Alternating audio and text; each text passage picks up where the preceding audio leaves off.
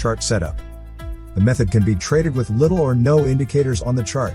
However, to make things easier, a number of features and indicators can be added at your discretion. These include 1. Candlestick patterns. 2. MS5, 13, 50, 200. 3. Color-coded sessions. 4. Yesterday's HOD/LOD marker. 5. Pivots. 6. TDI. 7. MMM level counts.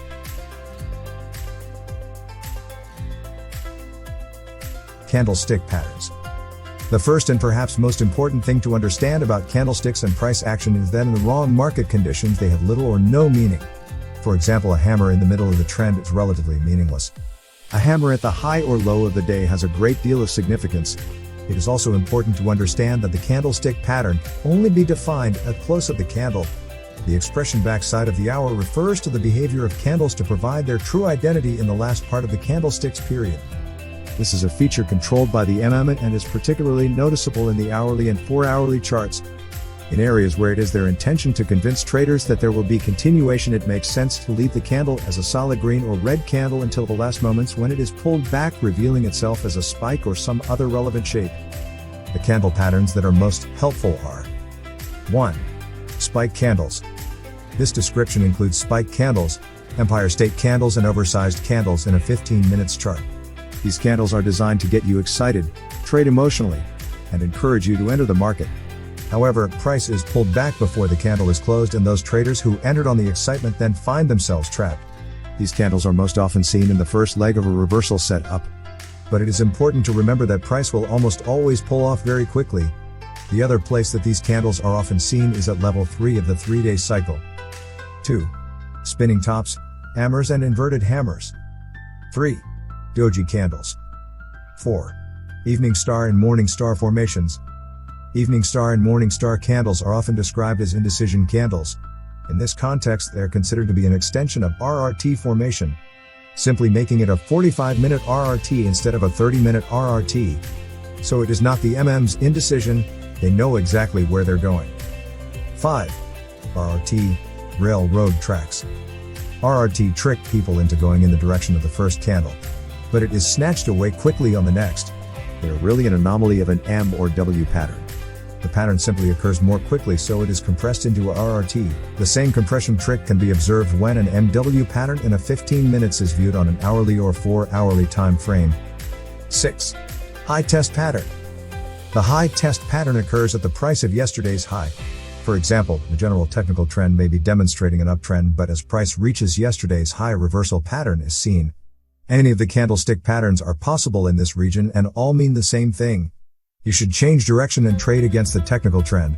If the pattern is a double tap test, but then it fails when it closes above the high of the one, you do not have to wait for your stop loss to be triggered. Rather, you can shut it down and wait another opportunity. You may be able to identify a close just below the previous high and not wait for price to pull away and confirm the reversal. In other words, you take the trade on the expectation of the reversal. This will create a remarkably small stop loss and a greater profit should it move back in the intended direction. This is an area where using a ST sniped entry with a faster chart such as a 250T may be helpful. 7. Low test. The low test pattern is exactly the same as the high test pattern, except that it refers to the price action and subsequent changes of trend around the previous low. News spike candles should not be used as a point of entry.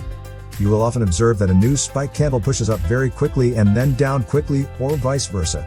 Those who straddle news spike candles will sometimes find that it worked when they try this on demo accounts. However, when it is used in a live market, the entries are pushed to the outer extremities of the spikes, ensuring that they obtain the worst possible fill. Then they quickly pull back to the other side and will be stopped out. News candles are really nothing more than a means for banks, brokers and dealers to grab your money.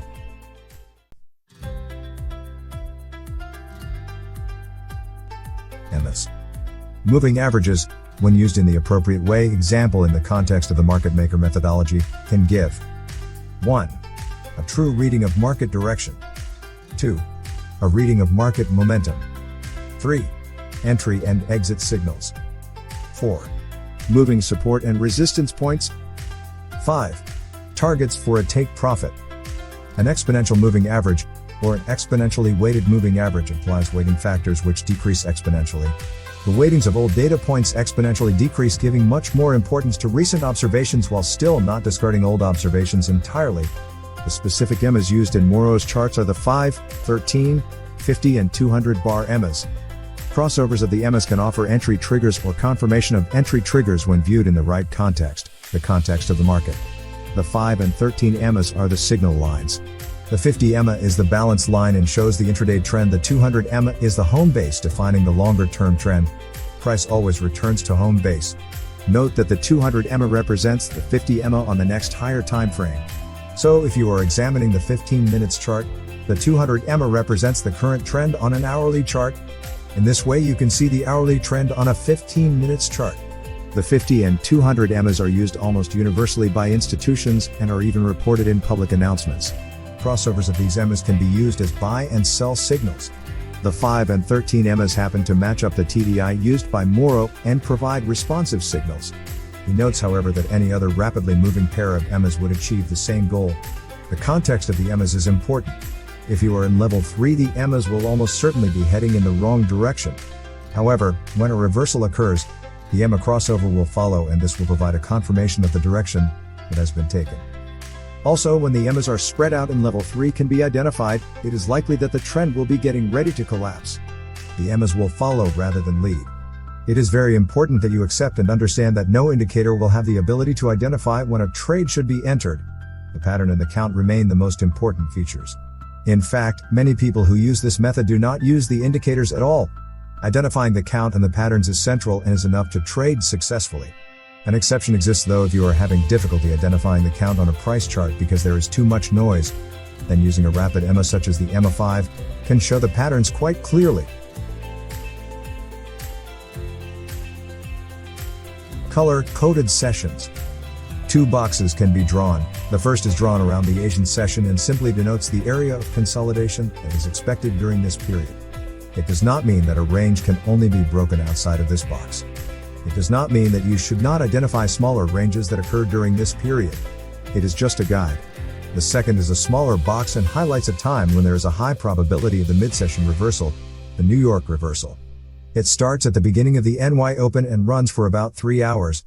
If this period also encases the ADR high or low, then the likelihood of reversal in or around this area is even more likely. However, as before, this is not the only place that reversals can occur and should be treated as a guide only. During this period, it is most important that you maintain the count because this will be a key feature telling you whether or not a reversal is likely. Previous HOD, LOD markers. The high and low prices from the previous day were used by the market maker to trap volume. It is therefore significant to know how price acts at these levels the following day. These levels will often line up with other support and resistance zones. When this occurs, it is not uncommon to see price approach the line and throw a spike over the line. Other times price might approach but not quite reach the previous high or low. This tells you that the current price is already on the correct side. You will therefore expect the price to bounce down or bounce up, as the case may be. This will most often occur around the time of the London Open. You should recall that this is likely to be part of the market maker's aim of keeping traders trapped. If they've already made a high, for instance, and there are positions trapped here, then they will not want to push price above it again but will then approach it, perhaps even spike with an enlarged spread and pull away again. So this becomes another piece of the puzzle to help identify where the strike zones are likely to be.